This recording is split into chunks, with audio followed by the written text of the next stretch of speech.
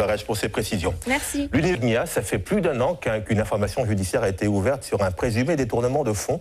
Une affaire relayée dans la presse locale, mais aussi dans la presse nationale. Un article du journal d'investigation Mediapart avait même été attaqué en diffamation sans succès par 2 enseignants mis en cause.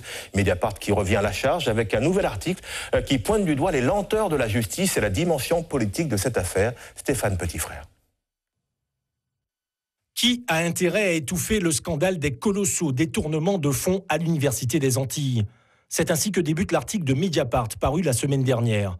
La journaliste Lucie Delaporte s'appuie sur de nombreuses sources, dont des rapports de la Cour des comptes du Sénat et des documents comptables. Le média d'investigation affirme que ce seraient 9 millions de subventions européennes qui se sont évaporées dans le cadre des activités du laboratoire universitaire Ceregmia. Pire, Mediapart dénonce une certaine impunité. Lucie Delaporte en veut pour preuve, par exemple, le fait qu'il n'y ait eu aucune sanction disciplinaire à l'encontre de Micheline Hugues, l'ancienne responsable des services financiers. Elle aurait délibérément procédé à la destruction et à la soustraction d'informations. Les preuves comptables auraient été ainsi passées à la broyeuse. Cet agent aurait par ailleurs perçu de fortes primes. Face à tous ces éléments et aux moyens dérisoires alloués à la justice locale, Mediapart s'interroge sur les lenteurs de l'enquête. Ça arrange bien la classe politique qui est très gênée dans cette affaire. Je parle essentiellement du gouvernement, du ministère de l'Éducation nationale et de l'enseignement supérieur, qui a beaucoup de mal à s'exprimer sur le sujet. Bercy ne m'a pas répondu alors qu'ils ont enterré un rapport extrêmement grave sur les agissements de l'ancienne comptable de l'université. Voilà, on sent vraiment un très très grand malaise qui ne fait que renforcer nos doutes. Le site d'information relève donc un aspect très politique de cette affaire au plus haut niveau national, mais également en Martinique et en Guadeloupe où les 2 présidents des conseils régionaux sont indirectement mis en cause.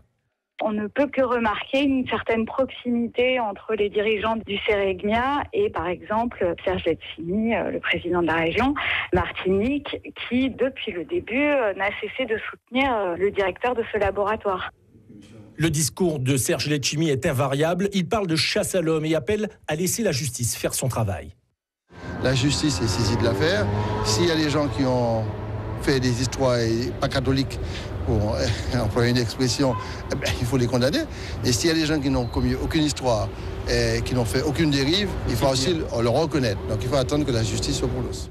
Rompu aux affaires de scandale financier et déjà attaqué sans succès en diffamation pour un précédent article sur le Ceregmia, le site d'information Mediapart annonce être très à l'aise et disposer de toutes les preuves des éléments avancés.